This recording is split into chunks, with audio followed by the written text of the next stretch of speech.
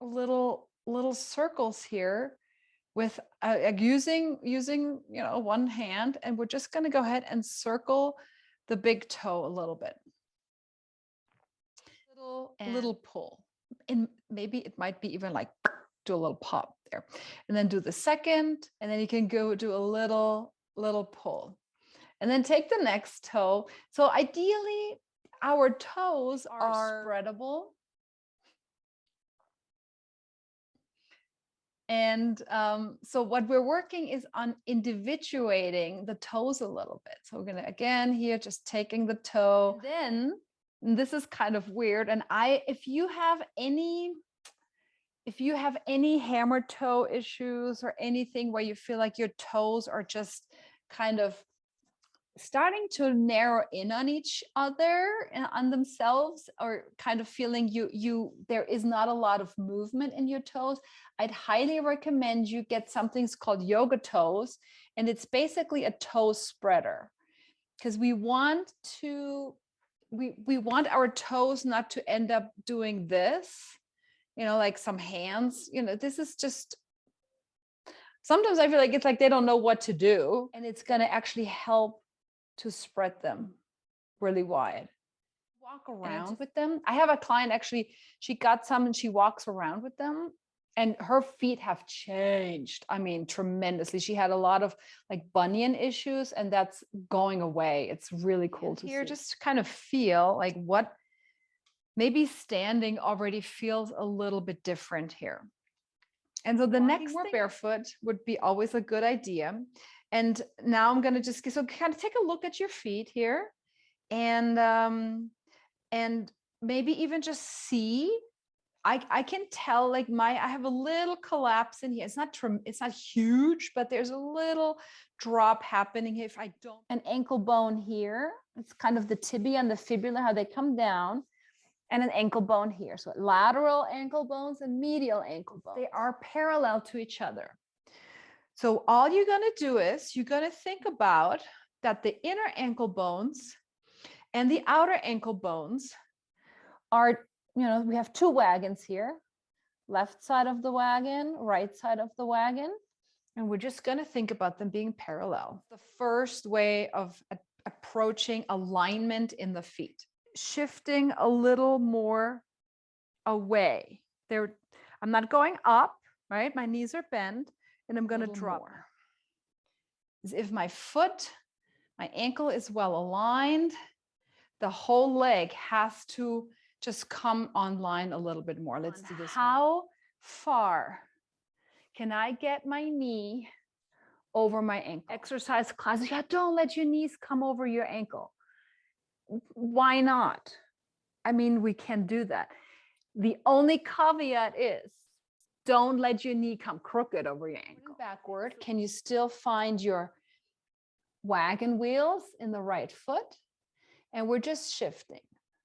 Now, this talks to the hip. This is a lot of hip work, opening. This talks to your knee. This talks to your ankle. That's happening from our pelvis. And finding our sitting bones. Put your fingertips on the floor, a lot to your ankle here as well, in the pointed position. We did a lot of flex right now, but this is we're kind of rolling over our ankles here, both of them. And we're going to just breathe here. Maybe even come into an internal rotation. So a tiny bit of a turn in the leg. You might even feel, so make sure though that empty the breath, empty in a way your pelvic bowl, the soup is spilling towards your face. Let's do this one more time. Nice big breath. Exhale, curling the pelvis. Go super slow. Imagine you can push the ceiling up and see how much more work is coming in. And then slowly imagine the ceiling's coming down. It's coming down. You're going to resist the ceiling falling on. Just making sure you're breathing. It's not going to be 100. Maybe it's going to be 200. I don't know, but feel hopefully underneath your chin. Yeah, that's good. That's plenty. That's very good. Keep the kidneys back. Easy in the arms and shoulders, no reaching here. And this is still early. Can I actually pull from my pelvis and not pull from my shoulders, right? That's more to the left if you want. It's just more work. Take everything back to center. Bend your knees and lower. Switch. My ribs turning a little bit over to the right, to my breastbone shining towards that right knee. And then I'm going to go back to the left. Reach the right leg out. Never wanting to come fully into a stretch. We're going to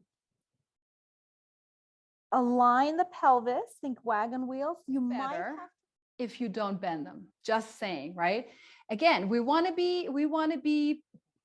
have good alignment. We want to feel good about what we're doing.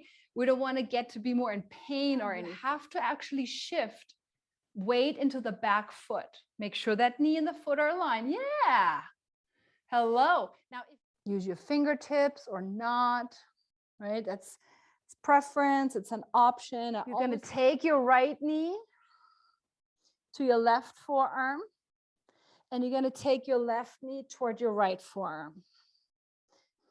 And maybe you do one set, take a break, do another set, which is fine, right? I can go back up into a downward dog.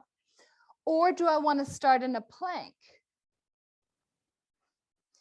But the one thing, and this is a brain thing, the one thing that we don't want to be is like halfway. And we're going to pull with our shoulders down into the floor. Very good.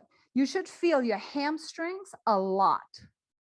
Breathing here, pulling, turn your head, look to the right as your pelvis goes to the right, pull the right shoulder. And you hopefully can feel this in your core too, of your body, in the mat, rug, wherever you are. Maybe the shoulders are a little bit more open. Breath. Stay here for a while if you want to. Make it a little shavasana. And yeah, good work. Keep on squatting. If you have any questions, if you feel like, if something comes up, if your knee hurts, whatever, reach out. Thank you, and I'll see you soon. Bye.